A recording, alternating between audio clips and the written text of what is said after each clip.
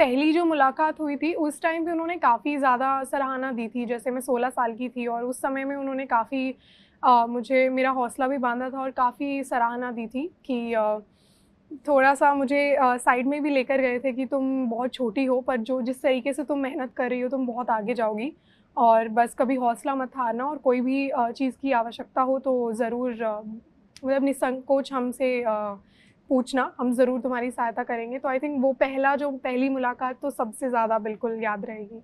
और अभी भी मुझे याद है जैसे मेडल के बाद उन्होंने जब फ़ोन किया था, तो उन्होंने चर्चा की थी जैसे टोक्यो ओलंपिक के बाद का दौरान जो सफ़र था उस समय का मेरा वो बहुत अच्छा नहीं रहा था। उसके बारे में भी उन्होंने काफ़ी पूछा मुझसे कि उससे कैसे मैं उभर कर आई और क्या-क्या चीज़ें थी और आगे का क्या प्लान है। तो सारी कन्वर्सेशंस ही कि जिस तरीके का उनका जज़्बा है खिलाड़ियों के प्रति जो वो जाने से किसी कॉम्पिटिशन जाने से पहले मिलते हैं, उनको प्रोत्साहित करते हैं और आने के बाद भी वापस मिलते हैं और जिसका मेडल है या नहीं है, उनको भी प्रोत्साहित करते हैं। जिनका है, उनको आगे और भी अच्छा करने के लिए और जिनका नहीं है, उनको डटे रहने के लिए हिम्मत बाँधते हैं। तो मुझे लगता है जिस तरीके का उनका स्वभाव है, स्पोर्ट्स को लेके स्पेशली तो आई थिंक वो स्वयं ही बताता है कि वो कितने ज़्यादा स्पोर्ट्स से अटैच्ड हैं, कितने ज़्यादा खेलों के प्रति उनका प्रेम है। पेरिस ओलंपिक जाने से पहले हमारी मतलब सारे एथलीट्स बुलाए गए थे वहाँ पे पीएम हाउस में। तो सर ने हमें काफ़ी मोटिवेट किया कि अपना बेस्ट देना है वहाँ पे जाके, निडर होके खेलना है हर एक गेम जिस वो, और उसके बाद अपना बेस्ट दे करना है। तो काफ़ी मोटिवेशन मिली और हाँ लगा मेरे को कि हाँ मैंने इंडिया के लिए करना है। उस टाइम पे ऐसे ही वो अंदर से रोंगटे वो खड़े हो रहे थे तब। पीएम सर ने मेरे को जब मेडल आ गया हमारा ओलंपिक्स में ब्रॉन्ज मेडल, उसके बाद हमारी बात हुई थी। काफ़ी अच्छा लगा बात करके। मतलब पहले तो अनएक्सपेक्टेड थी चीज़ कि मतलब पीएम सर से बात होएगी, और मतलब उसके बाद जब बात हुई तो काफ़ी अच्छी मोटिवेशन भी मिली कि लाइक अब और अच्छा करूँगा, कि लाइक LA28 में इस मेडल कलर चेंज करेंगे। उनकी बात सुन के ये बात फील हुई थी मेरे को तब। पीएम मोदी जी ने जो स्कीम स्टार्ट करी है खेलो इंडिया, ये 2018 में स्टार्ट हो गई थी, बट मैं इसके अंदर 2019 में आया था। और उसके बाद हमें मतलब इतनी ज़्यादा फैसिलिटीज़ प्रोवाइड होगी, लाइक हॉस्टल फैसिलिटीज़ होगी, पैलेट्स फ्री होगी, जो कि स्टार्टिंग में हमें लाइक 800-900 की पड़ती है, वो एक टिन होती है वो, और वो फ्री होगी, टारगेट्स फ्री हो गए। और उसके बाद हमें जैसे अगर पुणे जाके ट्रेनिंग करनी है, जो NCOE वो आ गई, क्या कहते हैं, अकेडमीज़ होती हैं जो NCOE अकेडमीज़, उनके अंदर जाके ट्रेनिंग करनी होगी, तो वहाँ पे भी हम आराम से जाके कर सकते हैं, बस एक मेल डालनी होती है हमें। और उसके बाद टॉप स्कीम स्टार्ट हुई, जिससे हमें इतने ज़्यादा बेनिफिट्स मिले कि हम अदर कंट्रीज़ में जाके ट्रेनिंग कर सकते हैं। लाइक ओलंपिक से पहले हमने लग्जमबर्ग में ट्रेनिंग करी, 10 दिन का कैंप था वो। उसके बाद फिर सीधा हम पेरिस ओलंपिक में गए थे। शूटिंग का अलग था वहाँ पे बिल्कुल ही, शैट्रू, वहाँ पे जाके ट्रेनिंग करी। फिर हमने वीक ट्रेनिंग करी, उसके बाद फिर मैच था वो। पहले इतनी ज़्यादा फैसिलिटीज़ नहीं होती थी, सारा कुछ ही मतलब खुद करना पड़ता था, एंट्रीज़ वो सारा कुछ, बट अब तो ऑनलाइन हो गया सारा कुछ। उस टाइम पे उन्होंने जब बात की थी जब मुझसे, तब ये बताया था कसं काय भाऊ कसे आहात, आपने बढ़िया अच्छा प्रदर्शन दिखाया और काफ़ी बढ़िया से खेला आपने, और देश आपके लिए बहुत प्राउड फील कर रहा है। ये सारी चीज़ें उन्हें बताया था। और उन्होंने एक ऐसी भी बात कही थी कि मैं वो सुन के चौंक हो गया था। जैसे कि ओलंपिक जाने से पहले हम उनके घर गए थे, सारे जो भी एथलीट्स थे जो ओलंपिक जाने वाले थे उनके घर गए थे तभी। तो मैं लाइन में पीछे आई थिंक लास्ट से थर्ड लाइन में बैठा था और मैं शांति से बैठा था और मैं बस उनका स्पीच है जो भी बात कर रहे हैं उनको सुन रहा था मैं। बट उस दिन उन्होंने फ़ोन पे बात की तब मैं बोला कि आप मेरे घर आए थे, तब मैंने देखा आप शांति से बैठ गए थे, तो मैं वहाँ पे हैरान हो गया कि ये भी उन्होंने ऑब्ज़र्व किया। तो ये उनकी बड़ी बात है कि हर एक चीज़ छोटी-छोटी भी होती है उन पे वो नोटिस करते हैं। और एक बात उन्होंने ऐसी भी कही थी कि जो एथलीट के लिए बहुत ही इम्पोर्टेंट बात होती है कि आप एक क्लीन होके गेम खेलना है।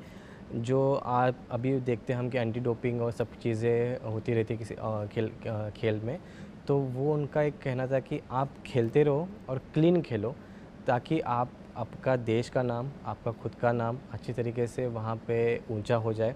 I met Honorable Prime Minister Modi ji for the first time at the felicitation ceremony had held for us after the Asian Games last year. and that was a very special moment for, I think, not only for me but for all the athletes there, to meet somebody of a stature like our Honorable Prime Minister Modi ji. All of us were standing on different wooden blocks, and he would come to each block basically and speak, and then he came to us where, let's say, all the question team was standing together, and he asked us he said in Hindi, आप लोगों को कोई शिकायत है?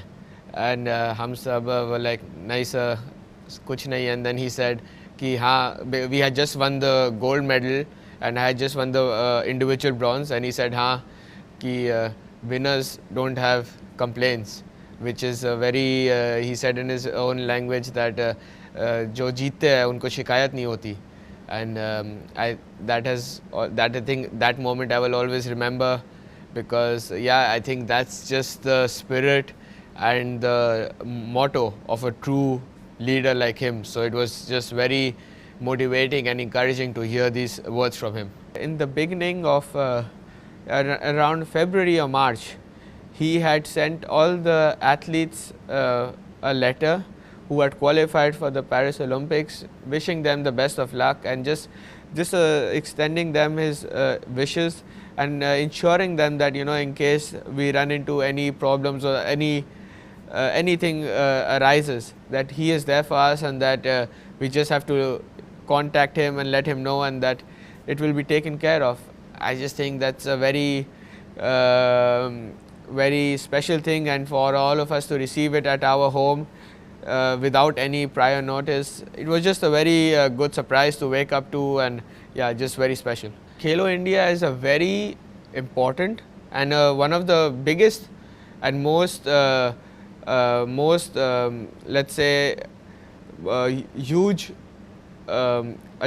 steps taken by the government to really promote the development of sport in our country, because Khelo India really helps these young children, you know, from school, from colleges, to really develop their sports skills among other skills from a very early age. And if we look let's say at other countries of their sports athletes who are at the top of the level, they all started at a very young age. And one thing what I've learned through my own experience is that through playing sport, you not only develop your sports skills, you also develop other soft skills involved. Let's say teamwork, you learn how to let's say you learn how to cope with others, you learn how to work in a team, you learn how to be disciplined, you learn how to work hard, how to believe in yourself.